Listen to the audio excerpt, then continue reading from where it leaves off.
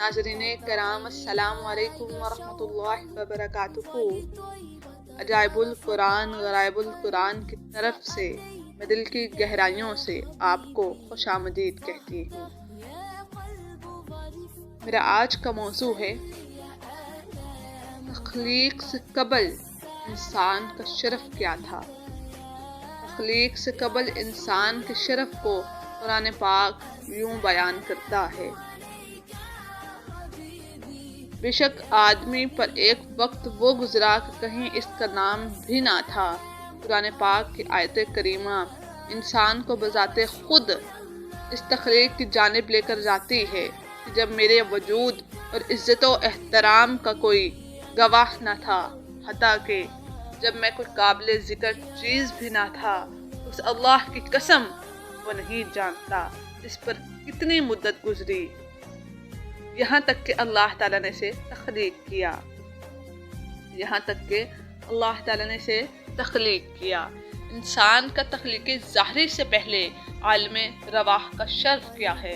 खलकत रवाह के वक्त जो इंसान को शरफ अता फरमाया गया, इसके मुतल्लिक अल्लाह ताला फरमाता है कि उस वक़्त इंसान की मोहब्बत मेरी बारगाह में इस कदर काबिल दीद थी कि वो मेरी तमाम मखलूक़ात में मुनफरिद व मुमताज़ थी, जिसको कुरान करीम इन अल्फाज में बयान करता है कि बेशक हमने अमानत पेश फरमाई आसमानों और ज़मीनों और पहाड़ों पर, तो उन्होंने इसके उठाने से इनकार किया और इससे डर गए और आदमी ने उठा ली। बेशक अपनी जान को मुशक्क़त में डालने वाला बड़ा ही नादान है। अल्लाह अज़्ज़ा व जल ने जब अपनी मखलूक को तख्लीक फरमाया तो जिन्नों इंसान आसमानों ज़मीन और पहाड़ों इन सब को जमा फरमाया। सुबहान अल्लाह। आसमान से इब्तदा फरमाई, इन पर अपने अताअत की अमानत पेश फरमाई। अल्लाह ताला ने इन्हें फरमाया, ए आसमानों, क्या तुम इस अमानत को कबूल करते हो? मैं तुझे जन्नत में फजल व इज़्ज़त और सवाब अदा करूँगा। उन्होंने कहा, हम इस अमल की इस्तात नहीं रखते और ना ही हम में ताकत है, लेकिन हम तेरे अतात गुजार रहेंगे। फिर ये अमानत ज़मीनों पर पेश करते हुए फरमाया, क्या तुम ये अमानत कबूल करती हो ताकि मैं तुम्हें जन्नत में फजल व इज़्ज़त अदा फरमाऊँ? ज़मीनों ने भी अर्ज़ की, ए हमारे रब, इसका हम में सब्र नहीं है और ना ही हम ताकत रखते हैं, लेकिन जिस काम का तू हमें हुक्म देगा इसमें हम तेरी नाफरमानी नहीं करेंगे। सुबहान अल्लाह। फिर पहाड़ों पर पेश की गई तो उन्होंने भी इसी तरह कहा। फिर आदम को पेश किया गया और कहा, क्या तुम इस अमानत को कबूल करोगे और इसकी रायत का हक अदा करोगे? आदम ने अर्ज किया कि मेरे लिए इसके बदले तेरी बारगाह से क्या मिलेगा? अल्लाह ताला ने फरमाया, आदम इंसान, अगर तुमने एहसान किया, अताअत की और अमानत की हिफाजत की तो तेरे लिए इज्जत व करामत और जन्नत में हुस्न व सवाब है, और अगर तूने नाफरमानी की और इसकी रायत का हक अदा न किया और बुराई की तो फिर मैं तुझे अजाब दूंगा, अस्तगफिरुल्लाह, सजा दूंगा और तुझे आग में डाल दूंगा, अस्तगफिरुल्लाह।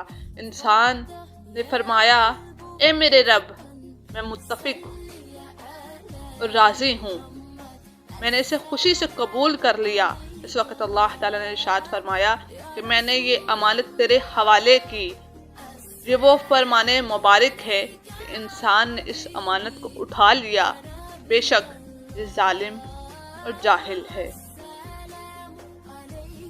हजरत मुक़ातिल फरमाते हैं कि वो अपने नफ्स की ख़ताओं में अपने नफ्स पर जुल्म करने वाला है और जो अमानत इसने उठाई इसके अंजाम से जाहिल है। इससे आगे ही मैं बात करती चलूँ कि तख्लीक के हवाले से इंसान का शरफ क्या है।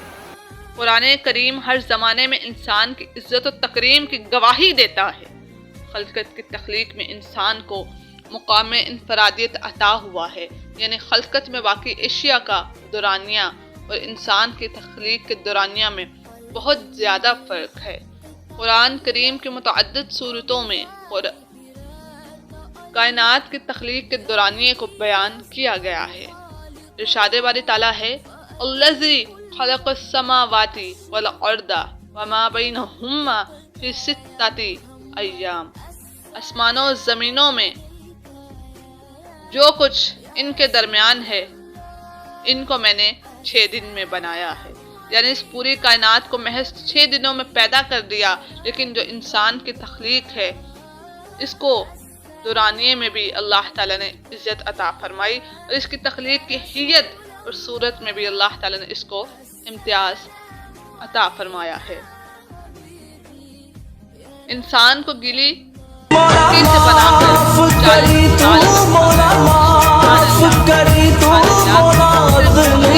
مٹی میں 40 سال رہا، پھر کھنکتی مٹی میں 40 سال رہا، سبحان اللہ۔ پھر اس کی 120 سال کے بعد تخلیق مکمل ہو گئی، ماشاءاللہ سبحان اللہ۔ پھر اس میں روح پھونکی گئی، گویا 120 برس کا عرصہ محض انسان کے ظاہری وجود کی تخلیق کے اوپر اللہ تبارک تعالیٰ نے گزارا ہے، سبحان اللہ۔ اور باقی زمین اور آسمان کے درمیان جتنے مخلوقات ہیں ان کو ازوائے قرآن محض 6 دنوں میں تیار کر دیا گیا تھا۔ 120 برس کے بعد اللہ تعالیٰ نے اس وجود میں روح کو پھونکا۔ انسان کے جد خاکی کا شرف کیا ہے؟ انسان کے وجود میں روح داخل کرنے سے پہلے یہ مکہ اور طائف کے درمیان 40 سال پڑا رہا۔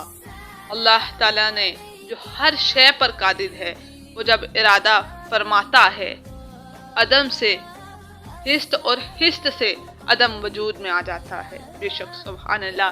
لیکن وہ بتانا یہ چاہتا ہے کہ میں نے جسے اپنا نائب اور خلیفہ چنا، میں نے اسے ہر کیفیت میں باقی تمام اشیاء سے انفرادی اور امتیازی مقام عطا فرمایا ہے۔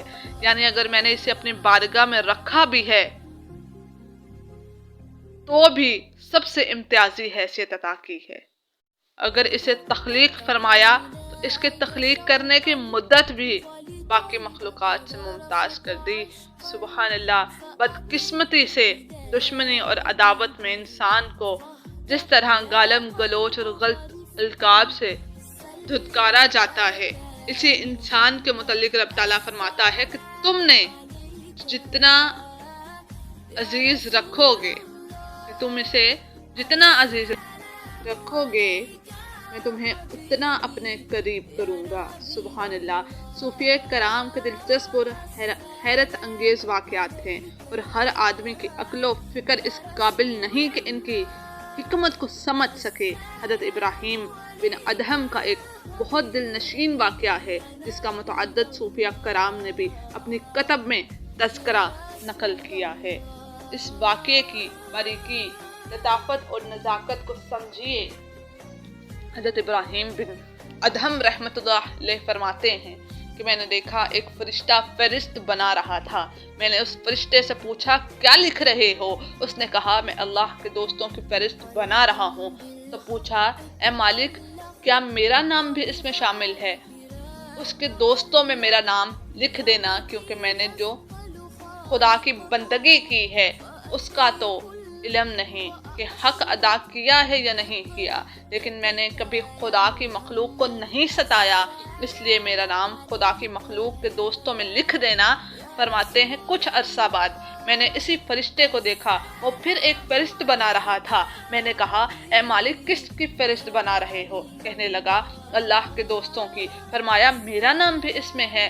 اس نے کہا اے ابراہیم تمہارا نام اللہ نے اپنے بندوں سے محبت کی وجہ سے سرے فہرست رکھوا دیا ہے، سبحان اللہ، ماشاءاللہ۔ حکیم الامت علامہ محمد اقبال خدا کے عاشق تو ہیں ہزاروں، بنوں میں پتھر ہیں مارے مارے، میں اس کا بندہ بنوں گا جس کو خدا کے بندوں سے پیار ہوگا۔ اس لیے جو خدا کے بندوں سے محبت کرتا ہے اللہ تعالیٰ اس کی بھی اپنی بارگاہ میں امتیازی مقام عطا فرماتا ہے۔ فرشتوں سے سجدہ کروا کر انسان کو شرف عطا کرنا۔ جو مسلمان کلمہ پڑھتے ہیں لا الہ الا اللہ محمد الرسول اللہ، اس کا پہلا حصہ لا الہ الا اللہ، لا الہ الا اللہ، کوئی بھی نہیں ہے عبادت کے لائق مگر اللہ، یعنی سوائے اللہ کی کوئی بھی لائق عبادت کے نہیں ہے، اور عبادت میں عظیم ترین جز سجدہ ہے۔ سوائے رب ذوالجلال کے کسی کو بھی سجدہ کرنا مطلقاً حرام اور شرک عظیم ہے، لیکن خدا کی ذات کے علاوہ اس کے حکم سے اگر اس کے مقرب فرشتوں نے کسی کو سجدہ کیا ہے تو وہ فقط ابو الانسان وجود آدم علیہ السلام کو سجدہ کیا ہے۔ اللہ تعالیٰ ارشاد فرماتا ہے، پھر جب میں اسے ٹھیک بنا لوں اور اس میں اپنی طرف کی روح پھونکوں تو تم اس کے لیے سجدے میں گر جانا۔ مزید ارشاد بانی ہے، اور یاد کرو جب ہم نے فرشتوں کو حکم دیا کہ آدم کو سجدہ کرو تو سب نے سجدہ کیا سوائے ابلیس کے، منکر ہوا اور غرور کیا اور کافر ہو گیا، یعنی جس نے وجود آدم کو سجدہ کرنے سے انکار کر دیا، اللہ تبارک تعالیٰ نے اسے صف ملائکہ سے باہر نکال دیا، جیسا کہ ارشاد باری تعالیٰ ہے، اور بے شک ہم نے تمہیں پیدا کیا، پھر تمہارے نقشے بنائے، اور پھر ہم نے ملائکہ سے فرمایا کہ آدم کو سجدہ کرو تو وہ سب سجدے میں گر گئے مگر ابلیس یہ سجدہ والوں میں نہ ہوا۔ اب انسان کی صورت پر توجہ دیجئے کہ اللہ تعالیٰ نے جس صورت کی جانب ہاتھ اٹھا کر لعنت کرنے والوں کو منع کیا ہے، لیکن ہم بدقسمتی سے یہ فعل اکثر سر انجام دیتے ہیں۔ اللہ تعالیٰ نے انسان کی صورت کو جو شرف عطا فرمایا ہے، اسے امام حاکم نے یوں نقل کیا ہے کہ حضرت ابن عباس رضی اللہ عنہ سے روایت ہے کہ اللہ تعالیٰ نے فرمایا، اور ہم نے تمہیں تخلیق کیا پھر صورت عطا کی، فرمایا انسان کو